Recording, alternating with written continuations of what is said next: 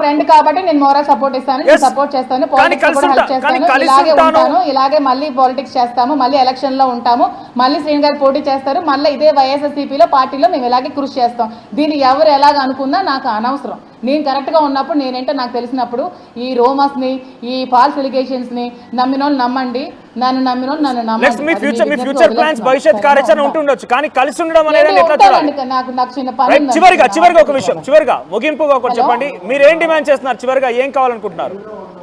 మాధురి గారు వినబడుతోందా? చివరిగా మీరు ఏం కావాలనుకుంటున్నారు, మీరు ఏం డిమాండ్ చేస్తున్నారు, మీకు ఏం డిమాండ్ చేస్తున్నారు ఈ విషయం పూర్తి చాప్టర్ లో కూడా?